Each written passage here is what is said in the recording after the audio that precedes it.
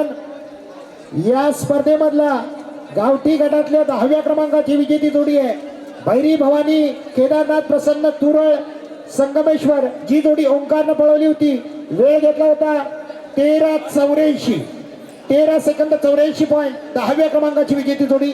त्यानंतर 9व्या क्रमांकाची विजेती जोडी आहे कुलस्वामिनी प्रसन्न विकी घाणेकर कोकरे।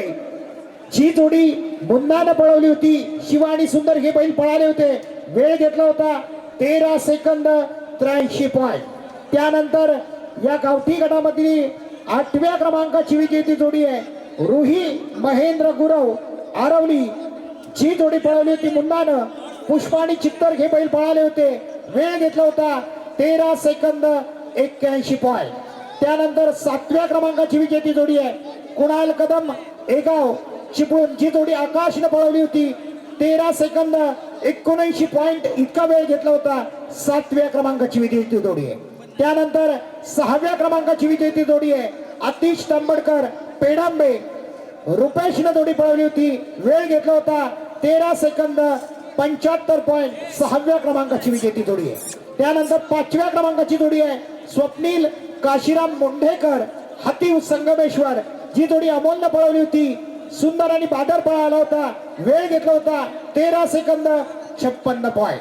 त्यानंतर 4थ्या क्रमांकाची जोडी आहे कुलस्वामिनी प्रसन्न शुभम शेठ दहिवलकर चिपळूण। जी जोडी रोहितनं पळवली होती, राजा आणि राणा अशी बैल पळाली होती, वेळ घेतला होता 13 सेकंद 41 पॉइंट। त्यानंतर 3ऱ्या क्रमांकाची विजेती जोडी आहे पावनाई प्रसन्न संकेत शेठ कदम निवळी, वेळ घेतला होता 13 सेकंद 19 पॉइंट। त्यानंतर 2य क्रमांकाची जोडी आहे भैरी चंडिका प्रसन्न रेवती प्रदीप उसगावकर कडवई।